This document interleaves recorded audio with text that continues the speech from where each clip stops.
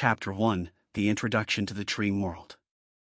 The world outside was a blur of lights and noise, a constant hum of activity that never seemed to stop.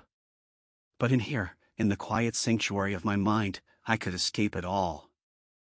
I could be anywhere, anyone, at any time.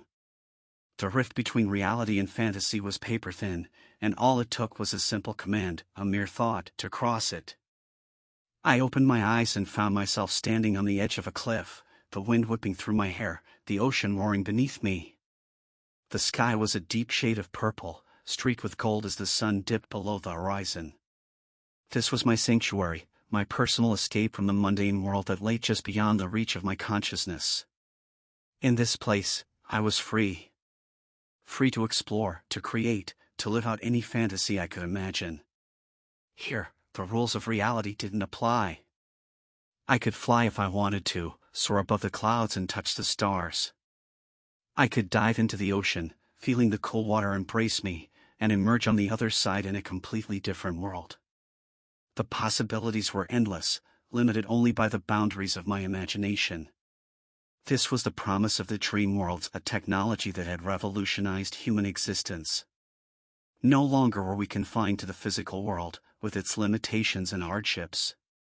We could step into our minds, into carefully crafted realities that catered to our deepest desires and wildest dreams. It was a paradise of our own making. But as with all paradises, there was a cost. I glanced down at the device strapped to my wrist, a sleek band of metal and glass that pulsed with a soft blue light. It was the key to my escape, the gateway to the dream world. But it was also a tether, a reminder that no matter how far I ventured, I was always connected to the real world, always under its watchful eye. I sighed, tearing my gaze away from the endless ocean, and looked back at the forest behind me. The trees were tall and ancient, their branches swaying gently in the breeze. This was my favorite part of the dream world, an untouched wilderness, a place where I could lose myself for hours, forgetting the troubles that awaited me in reality. But today, something felt different. There was a tension in the air, a sense of unease that I couldn't quite shake. I frowned, trying to pinpoint the source of my discomfort, but the feeling eluded me, slipping through my fingers like sand. I shook my head, dismissing the thought as nothing more than a trick of the mind. After all, the dream world was supposed to be a place of comfort, a refuge from the stress and chaos of daily life. There was no room for doubt, no place for fear. And yet, as I took a step forward, I couldn't help but feel that something was watching me, hidden in the shadows of the trees. I paused, my heart skipping a beat, and scanned the forest. But there was nothing, no movement, no sound, just the quiet rustling of leaves in the wind. "Get a grip," I muttered to myself, shaking off the feeling. "You're just being paranoid." But the unease lingered, a quiet whisper in the back of my mind, as I made my way through the forest. The path was familiar, well-worn from countless journeys, but today it seemed different, as if the forest itself was alive, watching, waiting. I quickened my pace, eager to reach the clearing at the heart of the forest, the place where I always ended my journey. It was a small, serene glade, surrounded by towering trees and bathed in soft, golden light. A single tree stood at its center, its branches stretching out like arms, welcoming me into its embrace. But as I stepped into the clearing, I froze. The tree was different. Its leaves, once a vibrant green, were now a deep, ominous black, and its branches twisted and gnarled like the fingers of a dying man.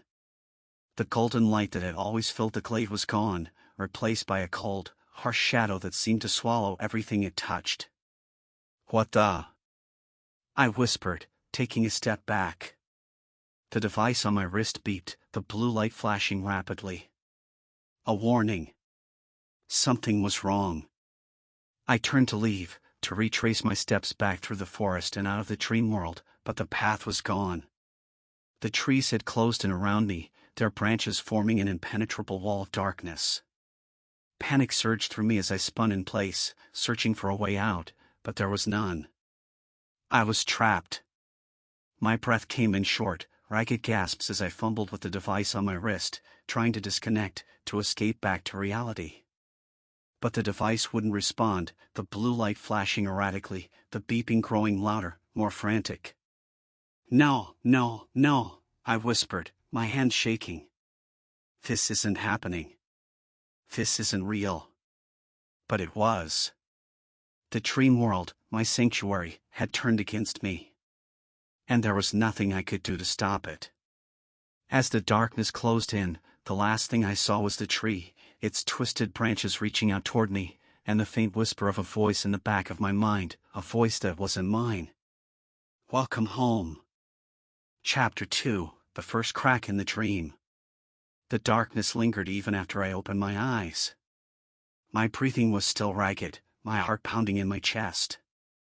I was back in reality, but the echoes of the dream clung to me like a second skin, refusing to let go. I sat up, the soft hum of the reality around me slowly returning to normal. The room was dimly lit, the only source of light coming from the interface panel on the wall. It displayed the usual data, vital signs, sleep cycle, dream duration, but I barely registered it.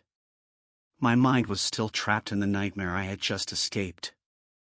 I reached for the device on my wrist, the same one that had failed to disconnect me from the dream world. The blue light had returned to its normal, steady pulse, as if nothing had happened. But I knew better.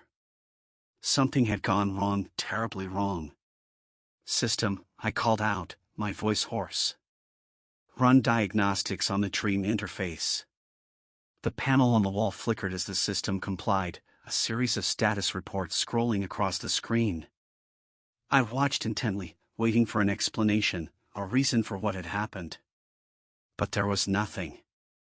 According to the diagnostics, everything was functioning normally.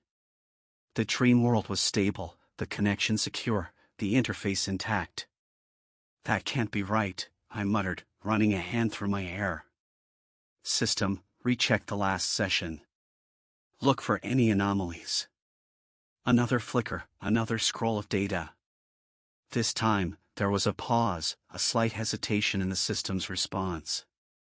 Then, a single line of text appeared on the screen. Anomaly detected. Source unknown. I stared at the words, my stomach tightening with unease. The system wasn't supposed to have unknowns. It was designed to control every aspect of the dream world, to ensure that nothing unexpected could happen.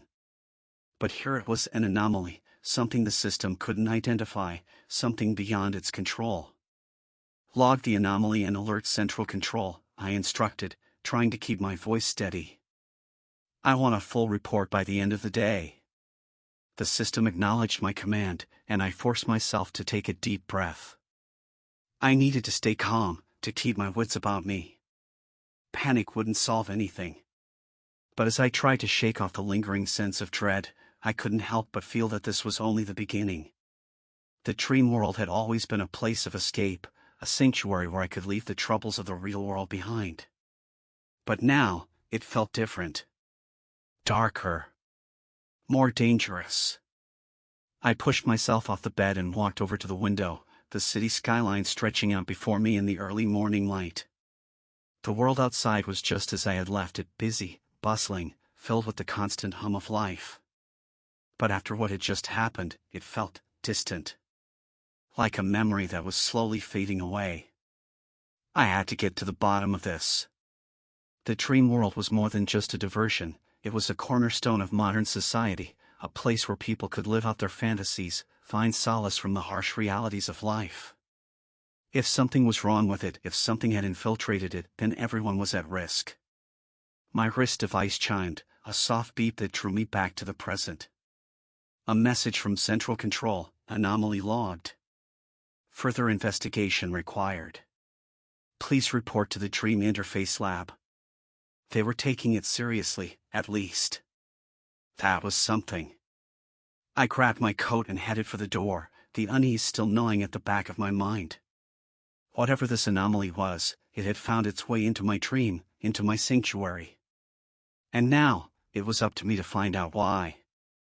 The Dream Interface Lab was located in one of the city's tallest towers, a sleek, glass structure that loomed over the surrounding buildings. It was the heart of the dream world, the place where every dream, every fantasy, was created and monitored. I made my way through the sterile, white corridors, the silence only broken by the occasional hum of machinery. The lab was quiet at this hour, most of the staff still on the night shift, monitoring the millions of dreams that were taking place across the globe. Dr. Elaine Parker, the head of the lab, was waiting for me when I arrived. She was a tall, stern woman with sharp features and an even sharper mind. If anyone could figure out what had happened, it was her. "You're early," she said, her eyes scanning me with a mixture of curiosity and concern. "Not like you to be rattled by a dream." "This wasn't just any dream," I replied, trying to keep my voice steady. "There was something in there, something that shouldn't have been." She raised an eyebrow, motioning for me to follow her into the main control room. "Tell me everything." As I recounted the events of the night, the dark tree, the unresponsive interface, the feeling of being watched, she listened intently, her expression unreadable. When I finished, she turned to the main console and began typing rapidly, her fingers flying over the keys. "The diagnostics didn't show anything out of the ordinary," I said, watching as lines of code scrolled across the screen. "But the system did detect an anomaly, something it couldn't identify." "That in itself is worrying," she muttered, her eyes narrowing as she scanned the data. "The dream interface is designed to be foolproof. If it encountered something it couldn't process, that means it's outside the parameters of what we've programmed." I felt a chill run down my spine. "So what does that mean?" "A glitch. A hack." She shook her head, frowning. "No, it's something else.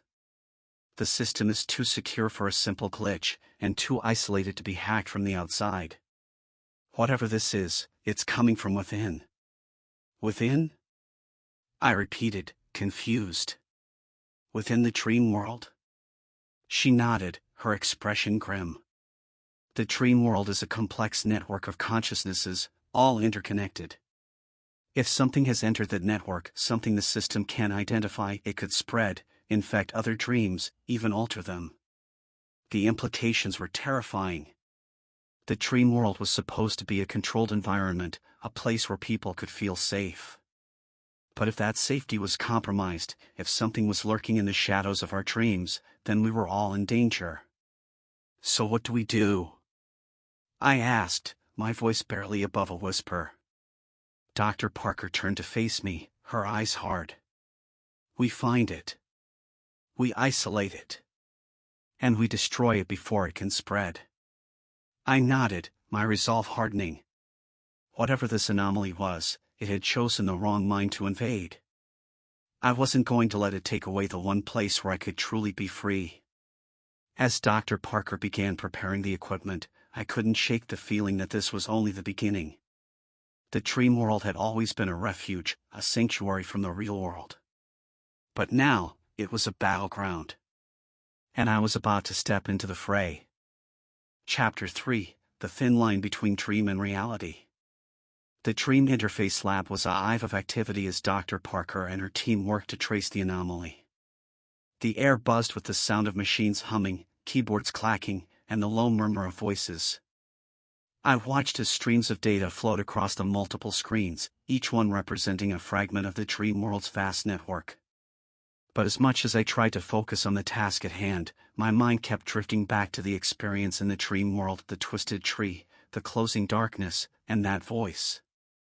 It wasn't just a glitch. It had felt too real, too deliberate. It was as if the dream world itself was alive, and it had turned against me. "Here," Dr. Parker said, pulling me out of my thoughts. She pointed to a section of the screen where the data had suddenly spiked. "This is where the anomaly first appeared. It's in the central hub, the core of the network. If it's spreading, this is where we'll find it." The central hub was the brain of the dream interface. It was where all the dreamscapes converged, a place where millions of minds connected and interacted in ways that were both beautiful and terrifying. If the anomaly was there, it had the potential to affect every single dream in the network. "Can you isolate it?" I asked, feeling the weight of the situation pressing down on me. Dr. Parker shook her head, her fingers dancing over the keyboard. Not yet. It's elusive, almost like it's aware of what we're trying to do.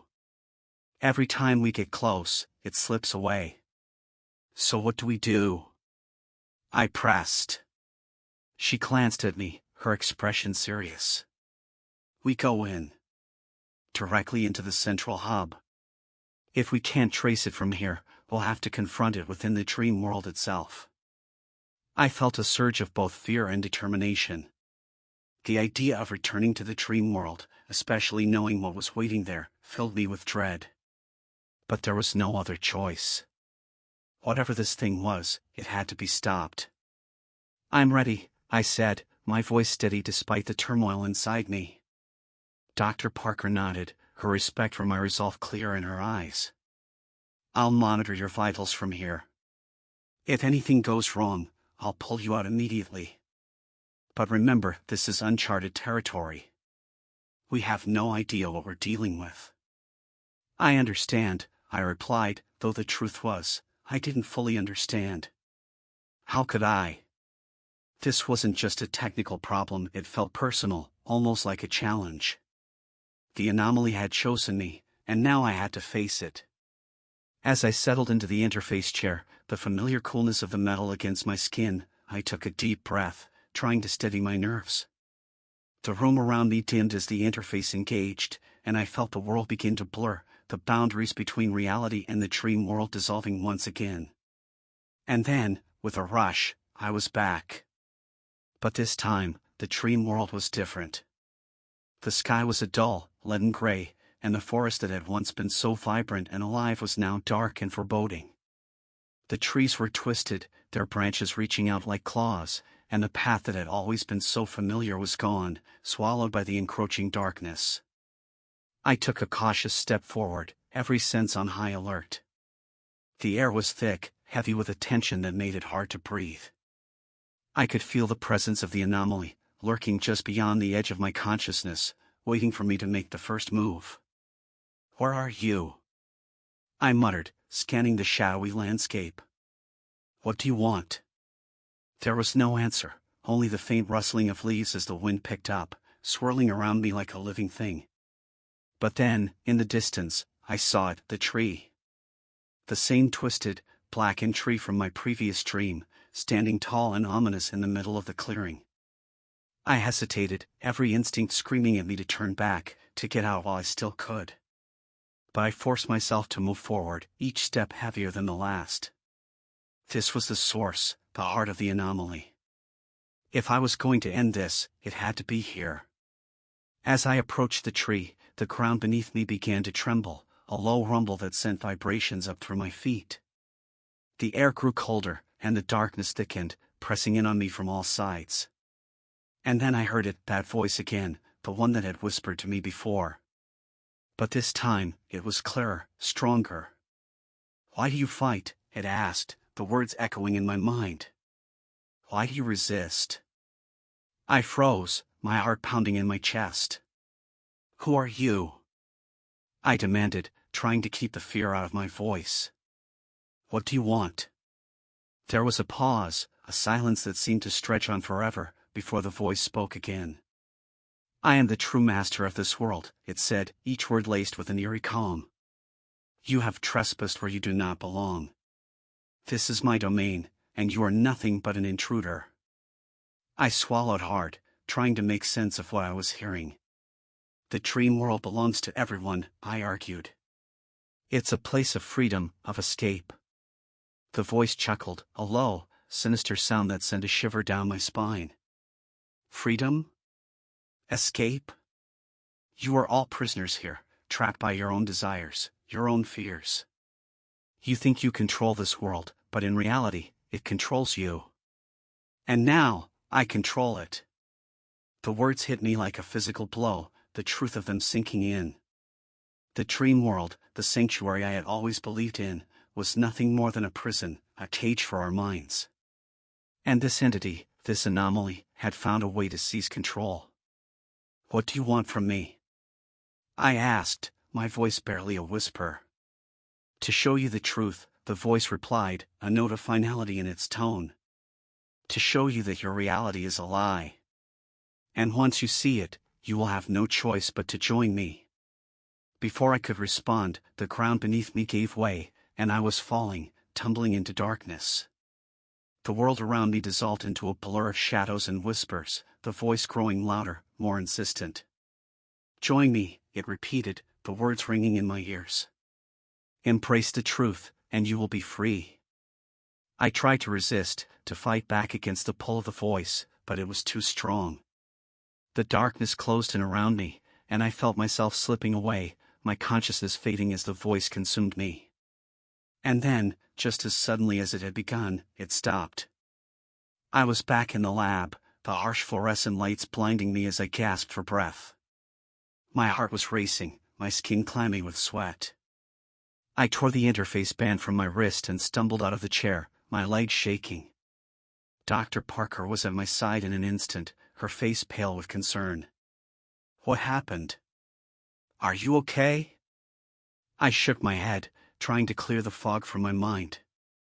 It's in control. The anomaly, it's not just a glitch. It's alive.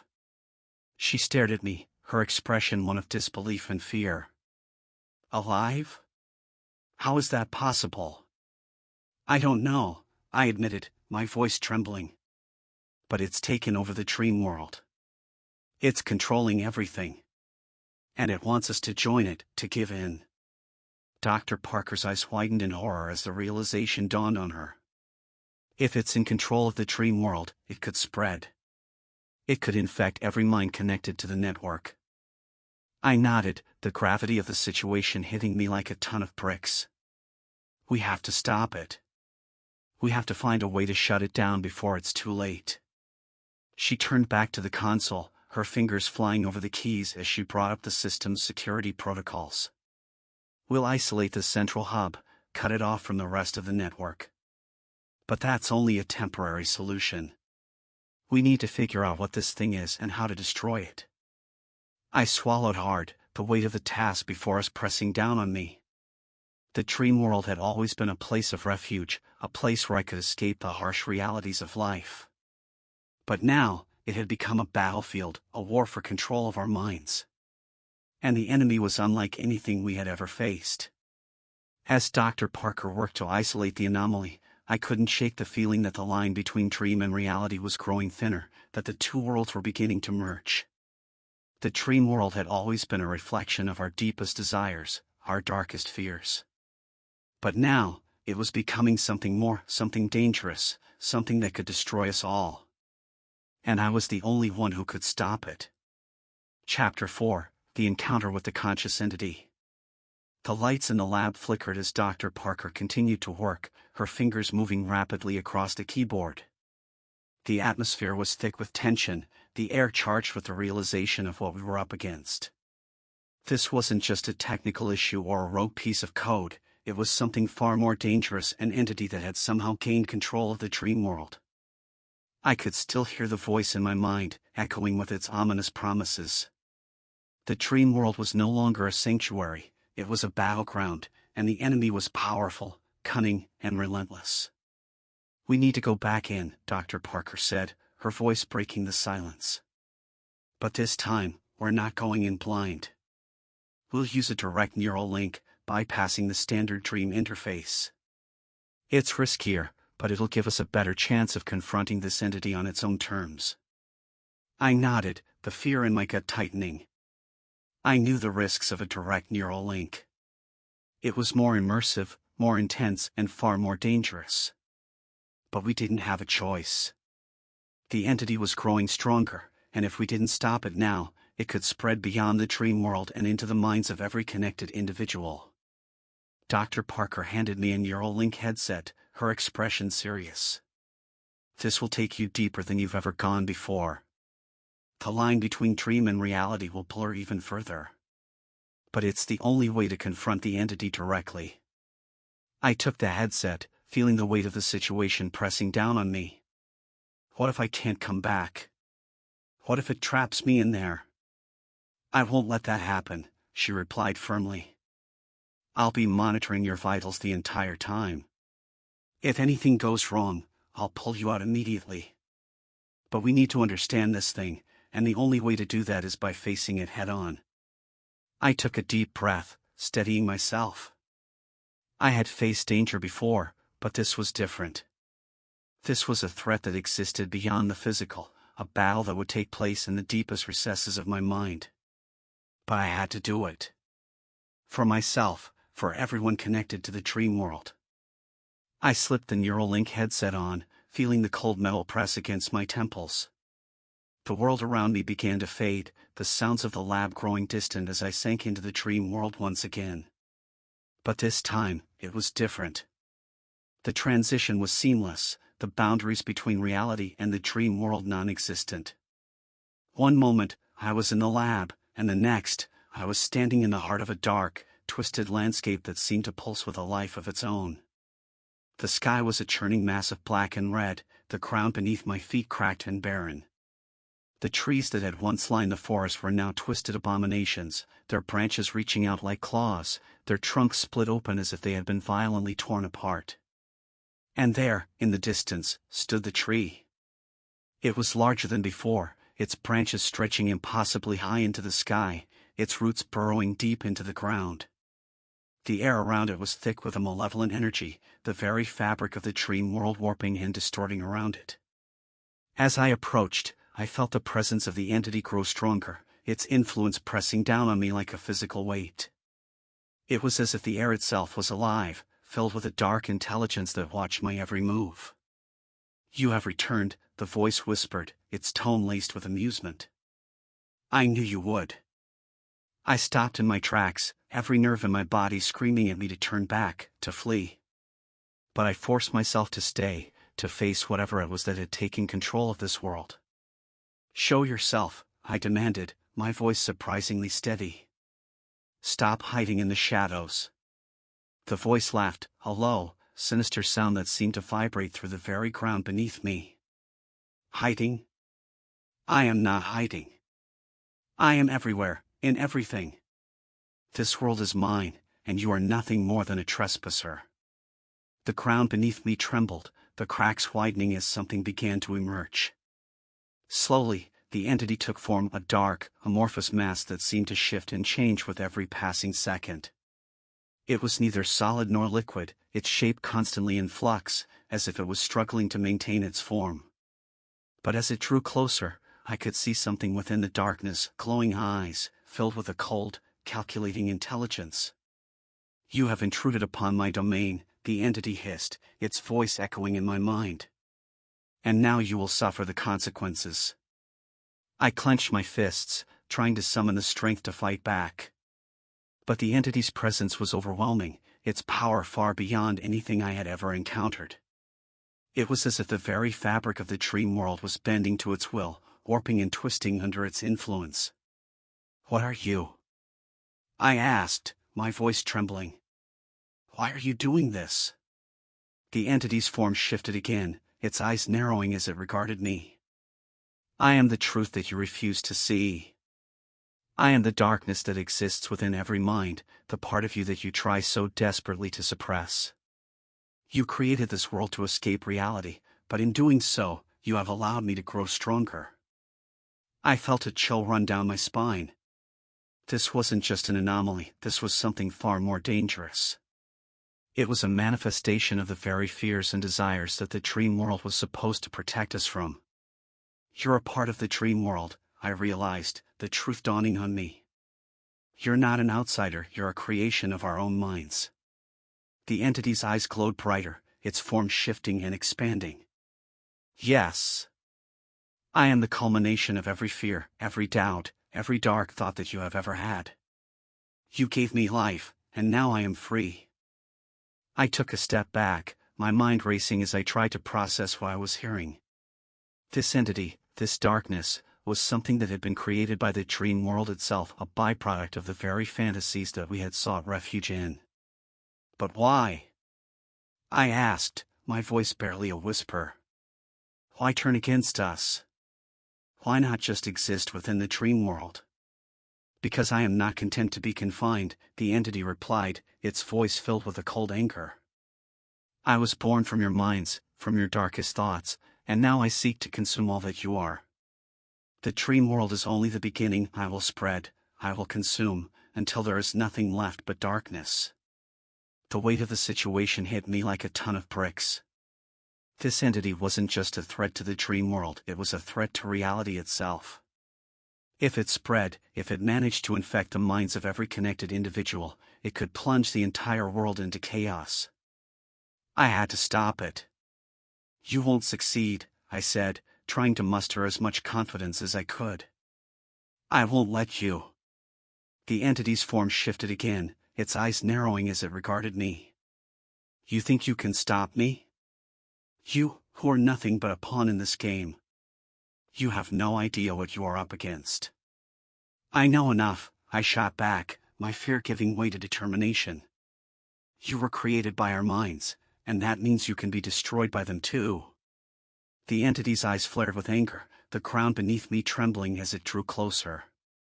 Foolish human. You have no idea the power that I possess.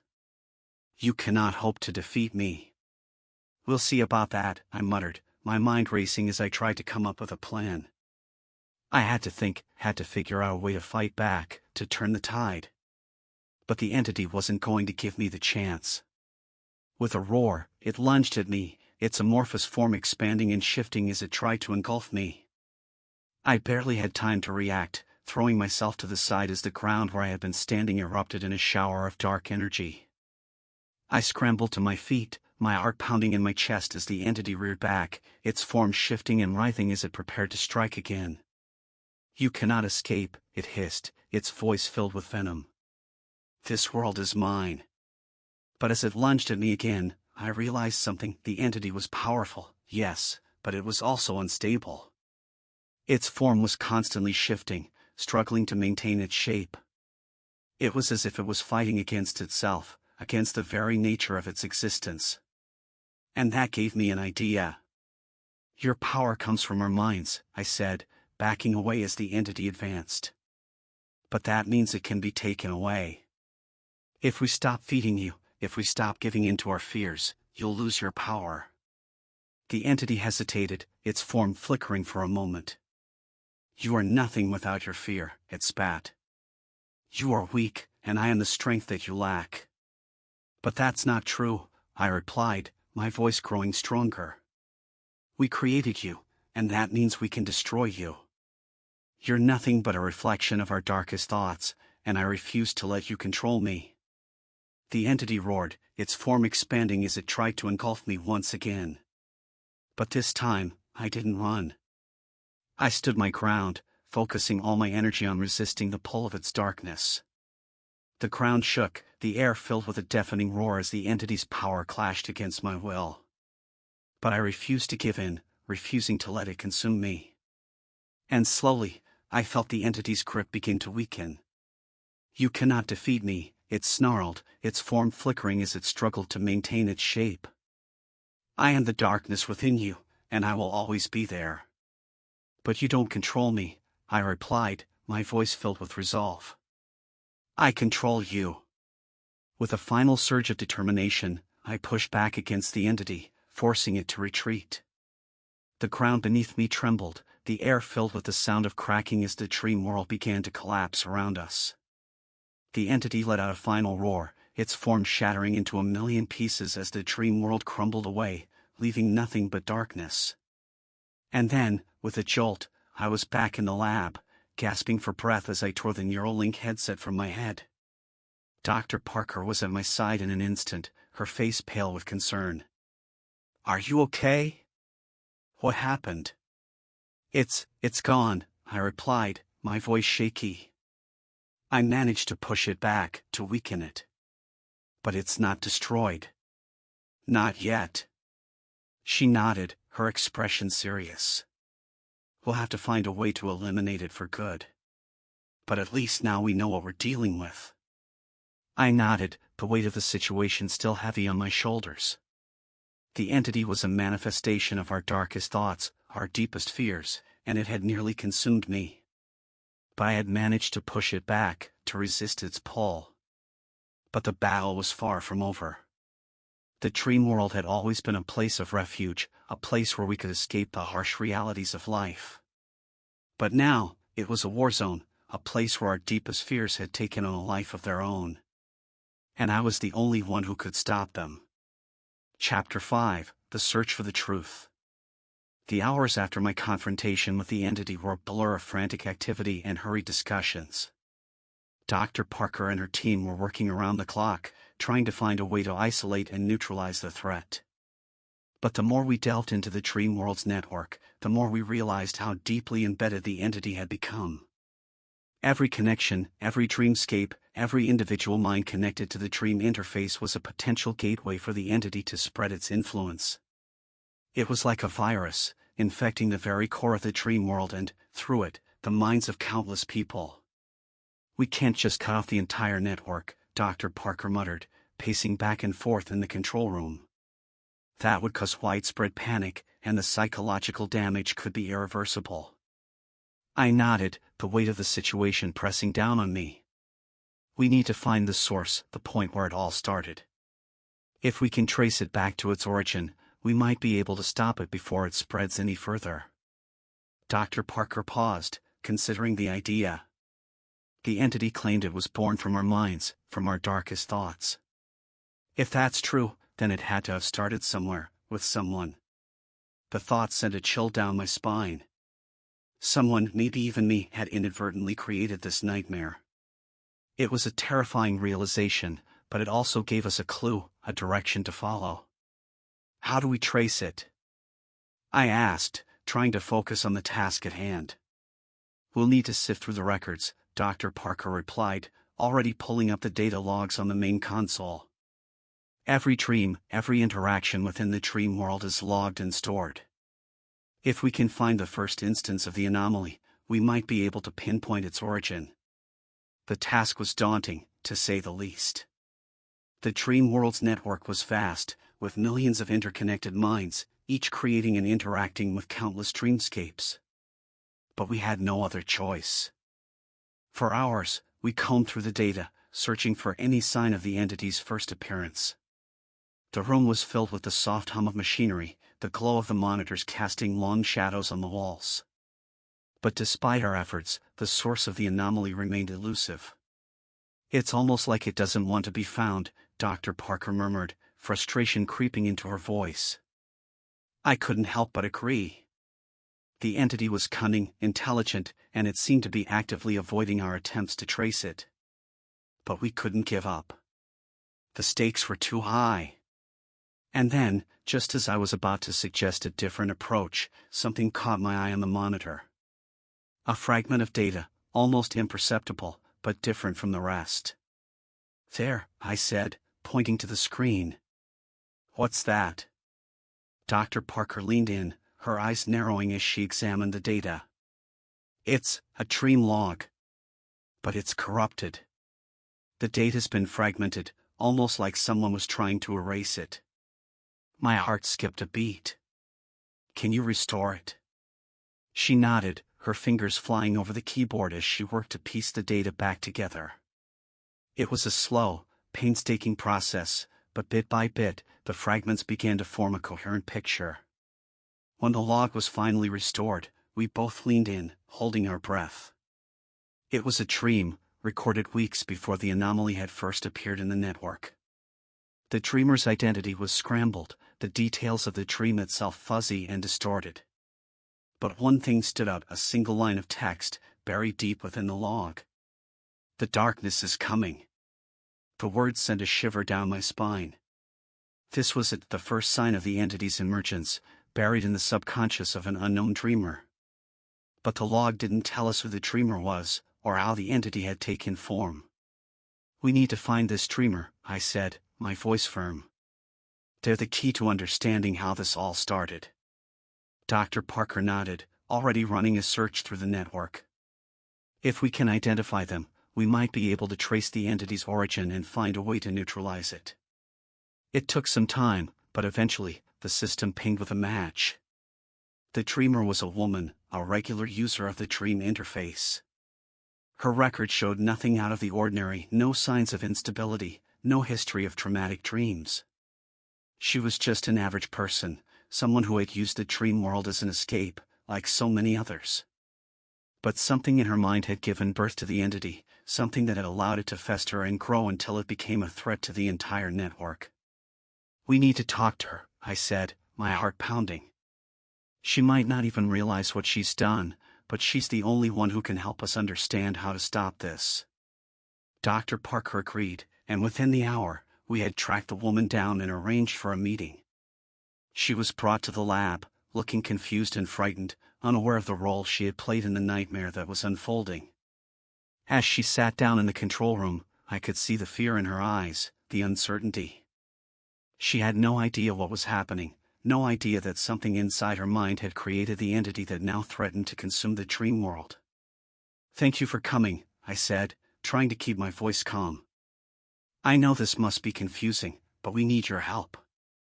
There's something inside the dream world, something dangerous, and we believe it started with you." The woman's eyes widened in shock. I don't understand. I haven't done anything wrong." "We're not saying you have," Dr. Parker interjected gently. "But something in your dreams, something in your mind, gave birth to this entity. We just need to understand how it happened." The woman's hands trembled as she clasped them in her lap. "I don't know. I've been having nightmares, but I thought they were just dreams. I never imagined they could be real." "What were the nightmares about?" I asked, leaning forward. She hesitated, her eyes darting to the floor. "It was always the same, this darkness, this presence. It would follow me, whisper to me, tell me that it was coming for me. It was so real, so terrifying, but I thought it was just my mind playing tricks on me." I exchanged a glance with Dr. Parker. This was it, the origin of the entity. The darkness in this woman's dreams had somehow taken on a life of its own, manifesting in the dream world and growing stronger with each passing day. "Do you remember when the nightmare started?" Dr. Parker asked. The woman nodded slowly. "About a month ago. I don't know what triggered them. I've never had nightmares like that before. Did anything unusual happen around that time?" I pressed. "Anything that might have caused these dreams to start?" She shook her head, looking lost. "I don't know. I've been stressed, worried about work, about life. I guess it just built up." Dr. Parker frowned, deep in thought. "It's possible that the stress, the fear, created a crack in the dream world, allowing this entity to slip through. But it's never happened like this before. There's something different about this." "We need to go back into the dream world," I said, the decision firm in my mind. "We need to trace this entity back to its source, to confront it where it was born. If we can understand how it came to be, we might be able to destroy it." The woman's eyes filled with fear. "You mean, go back into the nightmare?" I can't face it again." "You won't be alone," I reassured her. "I'll be there with you. We'll face it together, and this time, we'll end it." Dr. Parker set up the neural link for both of us, her expression grim. "This is risky. The entity will be stronger in its place of origin, and it will do everything it can to stop you. But if you succeed, you might be able to sever its connection to the dream world once and for all." I nodded, determination solidifying in my chest. The woman, though terrified, agreed to the plan. She knew that this was the only way to stop the entity from spreading further, from consuming more minds. We settled into the interface chairs, the neural links securely in place. As the world around me began to fade, I reached out and took the woman's hand, giving it a reassuring squeeze. "We're going to end this," I said, my voice steady. "No more nightmares. No more fear." She nodded, her grip tightening around my hand. And then, with a rush, we were pulled back into the dream world, into the heart of the darkness, where the entity waited for us. Chapter 6: The Descent into Darkness. The moment the dream world enveloped us, I knew we were in for the fight of our lives.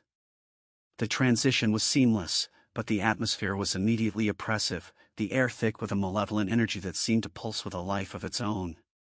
We stood at the edge of a vast, shadowy landscape, the ground beneath us cracked and barren, stretching out into a horizon that was swallowed by darkness.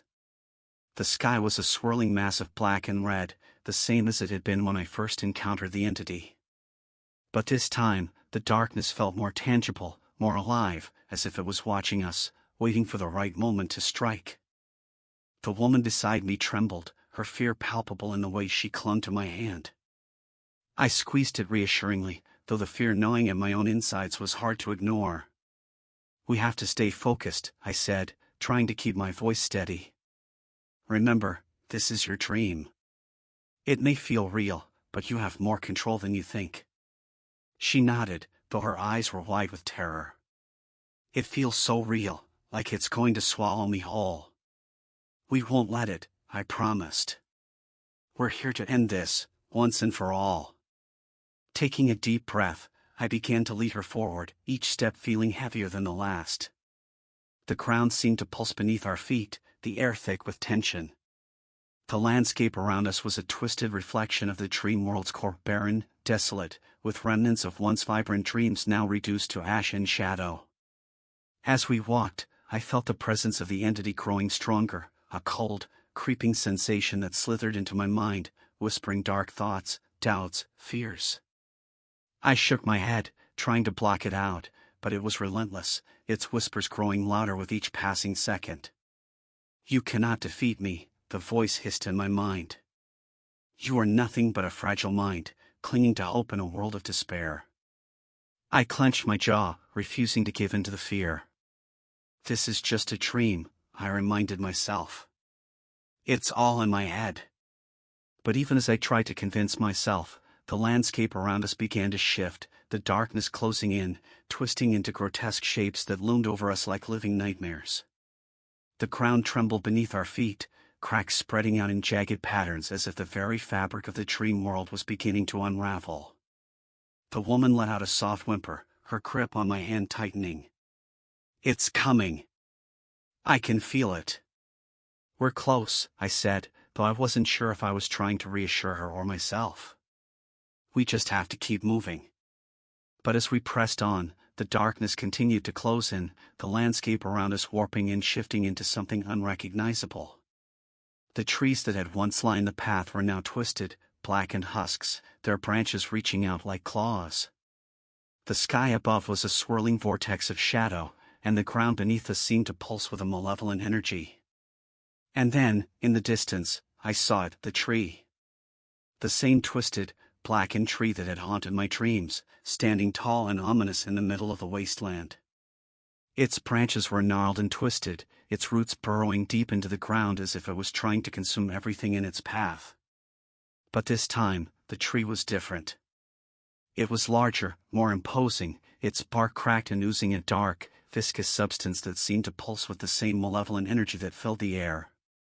The ground around it was scorched and barren, the remnants of other dreamscapes reduced to ash and shadow. And there, at the base of the tree, stood the entity. It was a towering figure, its form shifting and writhing as if it was struggling to maintain its shape. It was neither solid nor liquid, its body a swirling mass of darkness that seemed to consume the very light around it.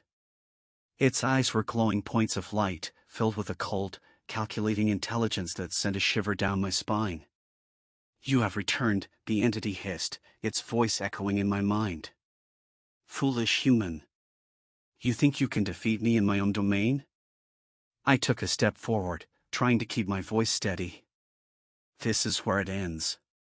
You've taken enough. This dream, this world, doesn't belong to you."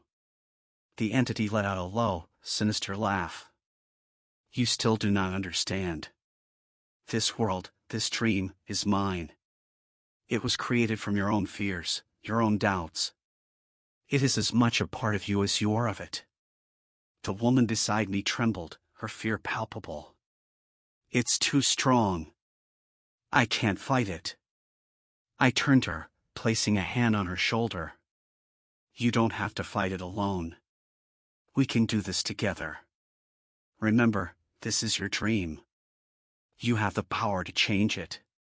She looked at me, her eyes wide with fear, but I could see a flicker of determination behind them. But how? It feels so real. Because you believe it's real, I said gently. But it's not. This is just a dream, a nightmare that you can control. She took a deep breath, nodding slowly. Okay, I'll try.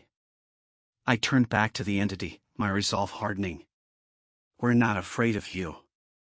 You have no power here. The entity's form shifted, its eyes narrowing as it regarded us.